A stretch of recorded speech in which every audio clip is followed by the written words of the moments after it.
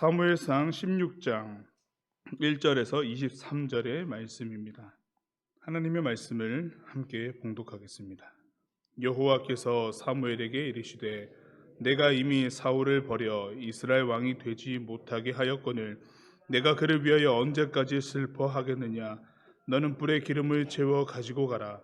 내가 너를 베들레헴 사람 이새에게로 보내리니 이는 내가 그의 아들 중에서 한 왕을 보았느니라 하시는지라. 사무엘이 이르되 내가 어찌 갈 수 있으리이까. 사울이 들으면 나를 죽이리이다 하니 여호와께서 이르시되 너는 암송아지를 끌고 가서 말하기를 내가 여호와께 제사를 드리러 왔다 하고 이새를 제사에 청하라. 내가 내게 행한 일을 가르치리니 내가 내게 알게 하는 자에게 나를 위하여 기름을 부을지니라. 사무엘이 여호와의 말씀대로 행하여 베들레헴에 이르매 성읍 장로들이 떨며 그를 영접하여 이르되 평강을 위하여 오시나이까. 이르되 평강을 위함이니라. 내가 여호와께 제사하러 왔으니 스스로 성결하게 하고 와서 나와 함께 제사하자 하고 이새와 그의 아들들을 성결하게 하고 제사에 청하니라. 그들이 오매 사무엘이 엘리압을 보고 마음에 이르기를 여호와의 기름 부으실 자가 과연 주님 앞에 있도다 하였더니 여호와께서 사무엘에게 이르시되 그의 용모와 키를 보지 말라. 내가 이미 그를 버렸노라. 내가 보는 것은 사람과 같지 아니하니 사람은 외모를 보거니와 나 여호와는 중심을 보느니라 하시더라. 이새가 아비나답을 불러 사무엘 앞을 지나가게 하매 사무엘이 이르되 이도 여호와께서 택하지 아니하셨느니라 하니 이새가 산마로 지나가게 하매 사무엘이 이르되 이도 여호와께서 택하지 아니하셨느니라 하니라.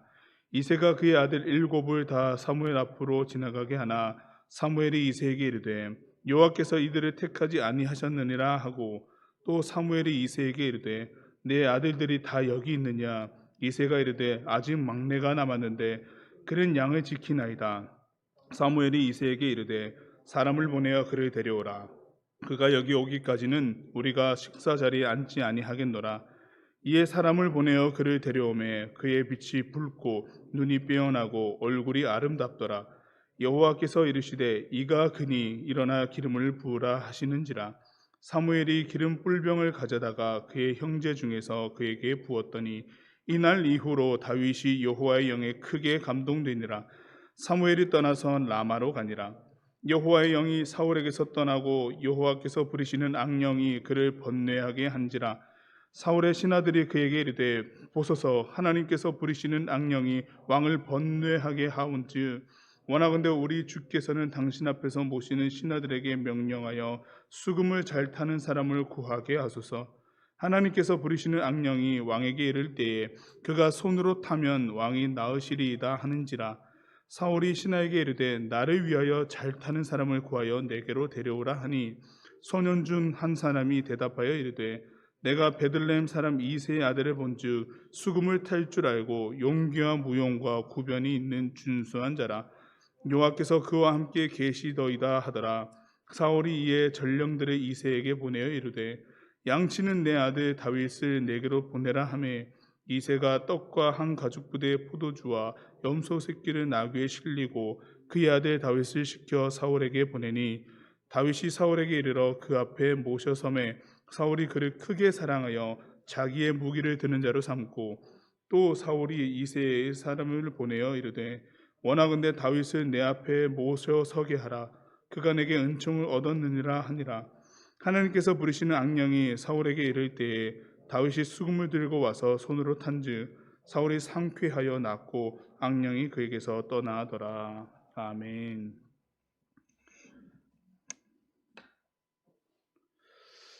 하나님은 사울에게서 왕의 직무를 거둬 하나님 마음에 합한 다른 사람에게 주시기로 결정하셨습니다.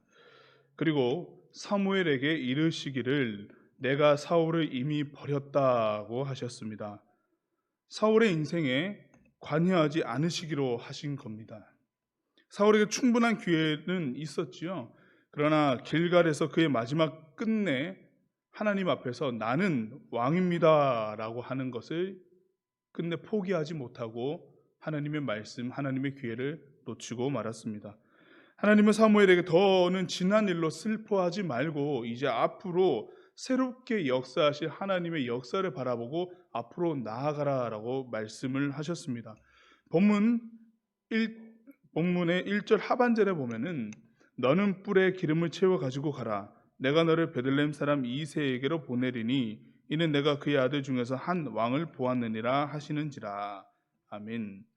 사무엘이 이에 대답하는 것이 제가 다른 사람에게 기름을 부으러 지경을 옮길 때에 사울이 알면은 나를 죽일 겁니다라고 대답을 하였습니다.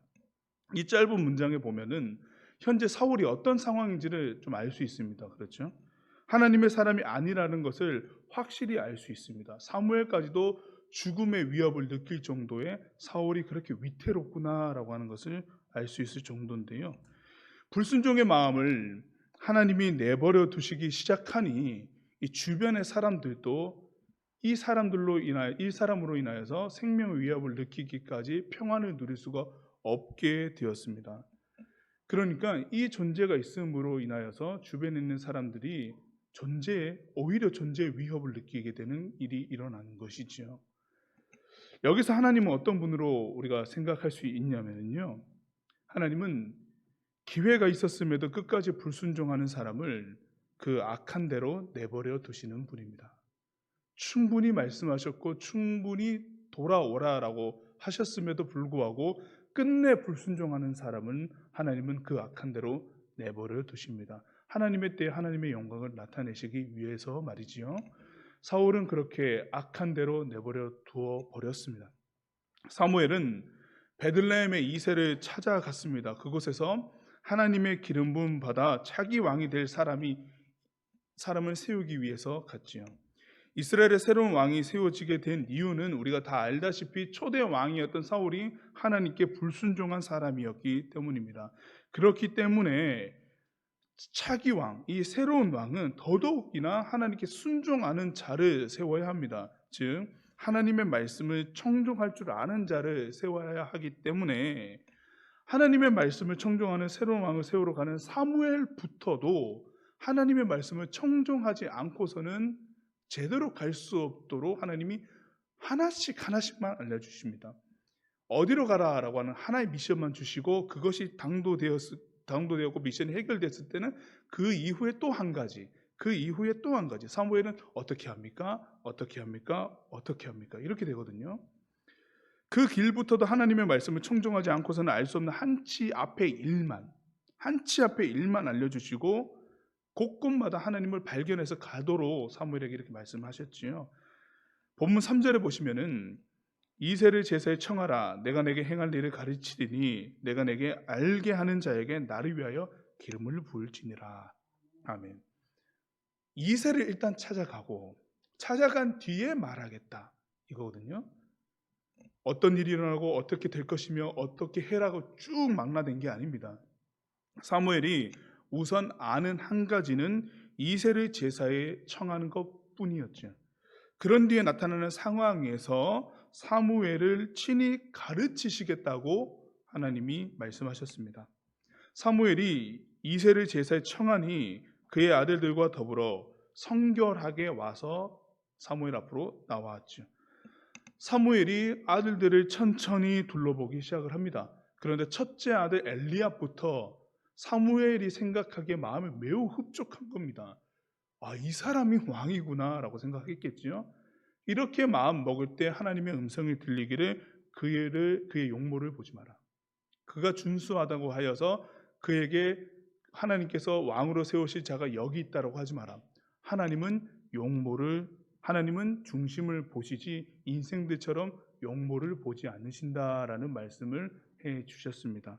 그러니 사무엘도 가르침을 이 자리에서 받게 되는 거죠.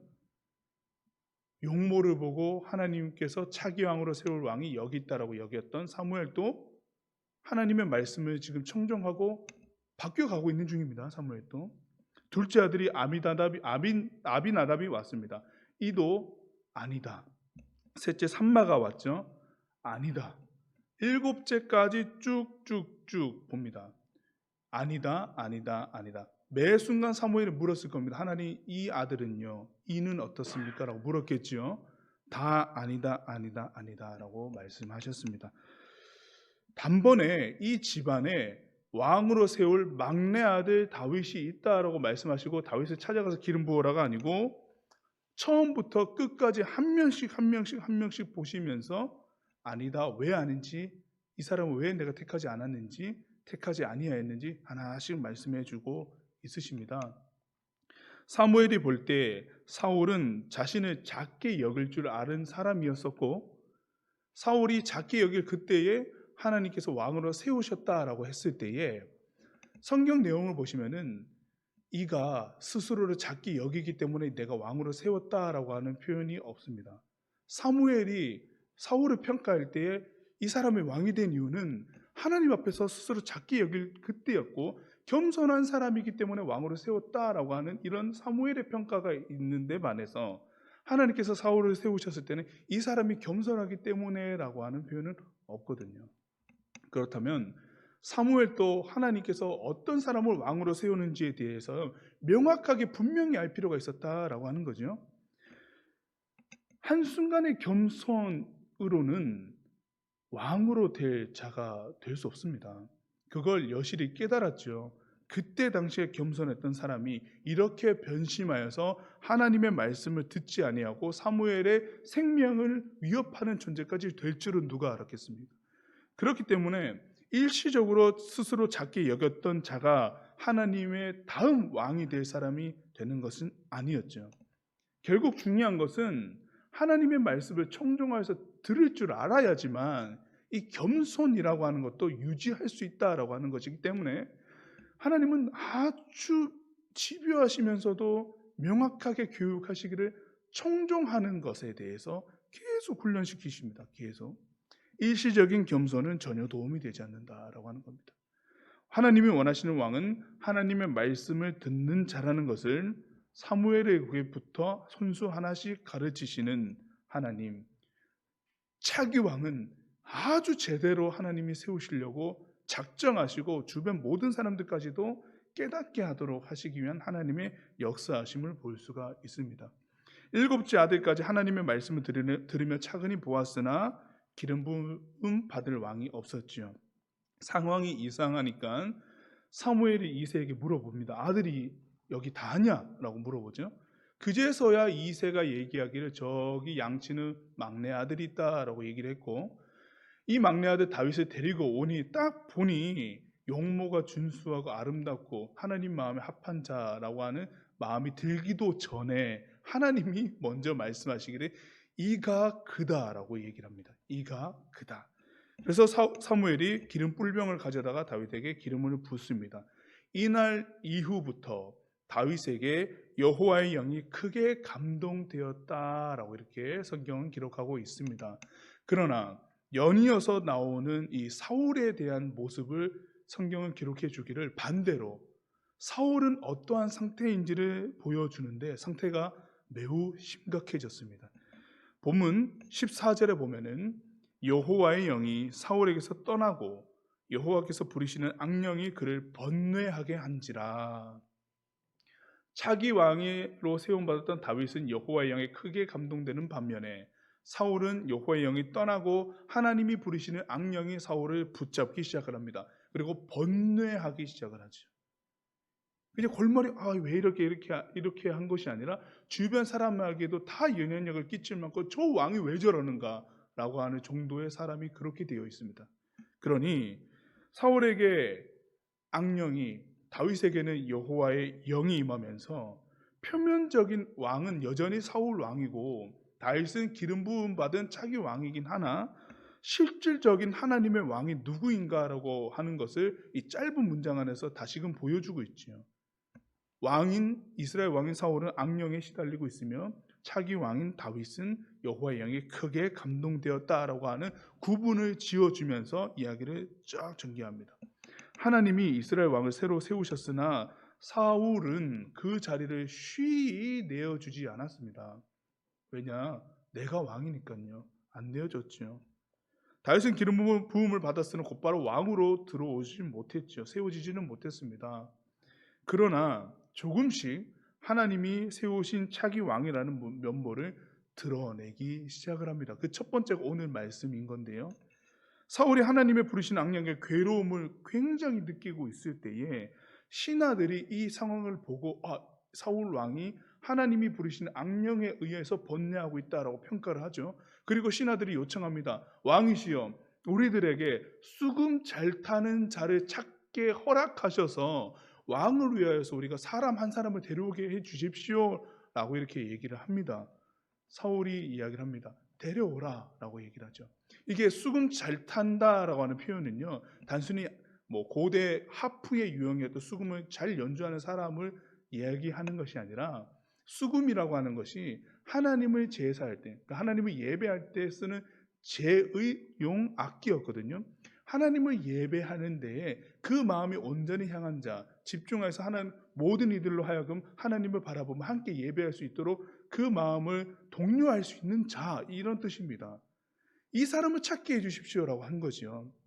사울이 허락을 했을 때 그 수정도는 소년 중 한 사람이 바로 얘기를 하는 것이, 베들레헴의 이세 아들 중에 수금 잘 타는 사람이 있다라고 얘기를 합니다. 보니 용모도 준수하고 말주변도 좋고 용기도 있고, 그 사람을 보니 하나님이 이 사람과 함께 계시구나라고 하는 것을 딱 알아볼 정도의 그 사람이 있습니다라고 소년이 바로 얘기를 합니다. 작은 자까지도 이 지금 상황에 하나님이 함께하는 자가 누구인지를 알고 있는 상황이죠. 그런 상황에 소년이 이야기를 할 때에 신하들이 이제 다윗을 데리러 가는데요. 그런데 이 모습에서 참 모순적인 것이 하나가 있는 게 뭐냐면은, 하나님이 부르시는 악령에 사울이 고통을 겪을 때에 하나님을 마음을 다해 예배하는 사람을 찾아오겠다라고 얘기를 했지요. 그런데 조금 더 생각을 해보면은, 사울이 이 상황에 하나님을 예배하면 되는 것 아니겠습니까? 굳이 어떠한 사람을 데리고 와서 하기보다 사울 스스로가 하나님을 찾겠다라고 하면 될 것인데, 신하들이 보기에 사울이 어떠한지 평가가 끝나는 거죠. 이 왕은 하나님을 더 이상 찾는 왕이 아니다라고 하는 거죠. 그렇기 때문에 직언을 못합니다. 사무엘도 생명의 위협을 느낄 정도였으니 신하들은 사울에게 바로 이런 이야기를 해줄 수 없었겠지요. 그러니 하나님이 대신하여 예배해 줄 수 있는 자, 그 사람과 더불어서 사울 왕 예배를 드려보십시오라고 하는 뜻이거든요. 당신이 알아서 못하니 이게 얼마나 사실 수치스러운 일입니까? 그 신하들도 보기에 사울이 이미 하나님의 영이 함께하지 않는 사람이구나라고 하는 것을 알았다라고 하는 겁니다.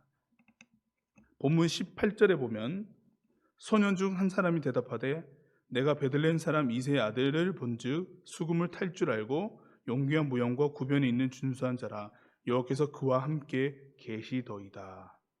소년이 설명하는 말이 하나님을 예배하는 자이기도 하거니와 그 모든 부분에 있어서 왕의 제목이었습니다라고 하는 표현이거든요. 이건 면밀히 검토하지 않고서는 이야기 나올 수 있는 부분이 아닙니다. 소년도 다윗을 보고 감동이 되었다라고 하는 거죠. 감명이 되었다라고 하는 겁니다. 이새가 예를 갖추어서 다윗을 사울 앞으로 데려왔습니다. 모셔서게 했을 때에 사울이 보자마자 성경 기록에 의하면 다윗을 크게 사랑하였다라고 되어 있습니다.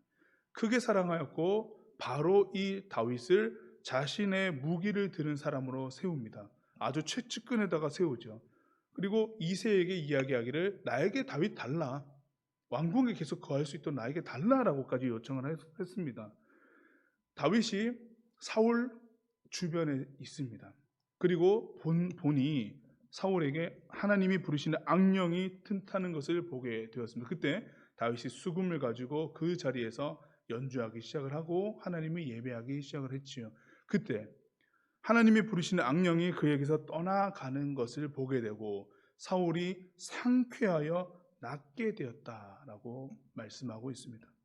신하들이 사울의 상태를 보고 하나님이 예배하면 마음이 하나님께로 향한 사람이 필요하다는 것을 알았고, 명확하게 알았죠. 알고 그리고 청구하였고, 그 다윗이 와서 하나님을 예배하는 순간 사울에게 임하였던 하나님이 부르신 악령이 떠나갔습니다.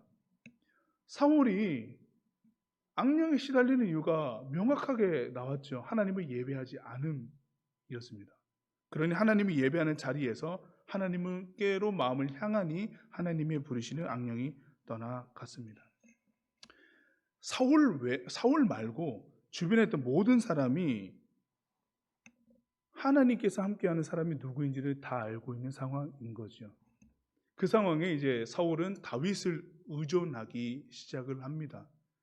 왕이 있는데 왕의 무기를 드는 자로 수종드는 자, 상황이 역전됐죠. 하나님이 함께 계시는 사람이 누구인지 이제 알게 되는 거죠. 그들의 마음에 인식되어 가기 시작을 한 겁니다. 순서가 매우 바람직하죠. 사울이 왕이 되었을 때는 전면적으로 부인하는 사람도 있었습니다. 저 사람이 어떻게 왕이냐라고 궁시렁궁시렁 대면서 안 따른 사람도 있었는데 반해서 차기 왕이었던 다윗은 아래에서부터 하나님이 저 사람과 함께하고 있구나라고 하는 것을 퍼져가면서 인정하는 일이 서서히 퍼져가면서 만들어져 가고 있는 것을 볼 수 있습니다. 어릴 때부터 저 사람에게는 하나님이 함께 하셨다. 신하들과 그 수종드는 소년들까지도 저 사람이 함께 있으니 우리 사울 왕도 하나님께 설 수 있게 되었고 상쾌함을 입어서 번뇌하는 일이 없더라. 저 사람과 함께 있으니 하나님을 예배하는 일이 일어나더라 라고 하는 것. 저 사람은 하나님 앞에 바로 선 사람이구나 라고 하는 것. 왕 되기 이전에 한 개인으로서 하나님 앞에 바로 선 사람이다라고 하는 것을 인정받기 시작하면서 훈련받기 시작을 하는 거죠. 하나님은 차기 왕을 이렇게 만들어가고 계십니다. 차곡차곡 하나씩 하나씩 상황 속에서 만들어가면서 주변에 있는 사람들에게 마음을 나누면서 하나님을 예배하는 것이 무엇인지를 알려가면서 그리고 하나님의 말씀을 들으면서 어떻게 우리가 하나님 앞에 서 있어야 되는지를 모든 상황을 이렇게 만들어가면서 다윗을 준비시키고 계십니다. 이 말씀을 볼 때에 우리에게 주시는 교훈은 무엇일까요? 이 교훈을 함께 읽겠습니다. 하나님이 작정하신 일은 그 기초부터 차곡차곡 쌓아가며 많은 이들이 수긍하여 하나님이 함께 하심을 알도록 하십니다. 아멘. 악한 영에 의해서 심각한 번뇌와 고통을 당하는 사울에게 하나님을 예배하는 사람을 찾아야 한다는 결론에 이른 신하와 이 소년의 말은 인생의 가장 중요한 지향점이 하나님을 향해야 한다라고 하는 것을 반증해 주고 있습니다. 하나님을 예배해야지만 우리의 번뇌가 끝납니다라고 하는 것을 반증해 주는 내용입니다. 이 말씀을 우리가 교훈으로 삼고 오늘 우리도 하나님을 예배하는 자리에 있어야 할 것이며 하나님 곁에 머물러 있기를 늘 소망해야 합니다. 어떤 상황에서든 하나님 곁에 머물기를 소망하고 그때 주의 영이 우리 모두를 크게 감동시키실 것입니다. 기도하겠습니다.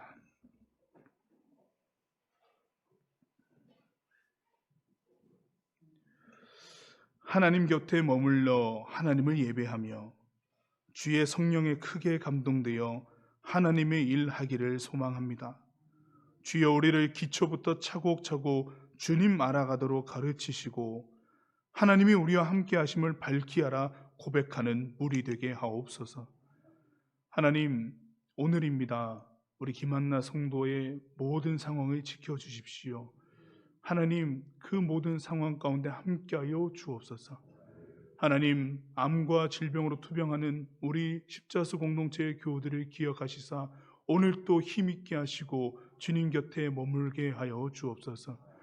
아버지 하나님, 이 아침에 하나님께 예물 드리는 손길이 있사오니 사랑의 헌금, 선교의 헌금 11조를 드립니다. 아버지 하나님, 인생이 하나님께 속해 있음을 고백하는 이 고백 가운데 함께 하시며 그 곳곳마다 주의 영이 크게 감동되는 일이 일어나도록 축복하여 주옵소서.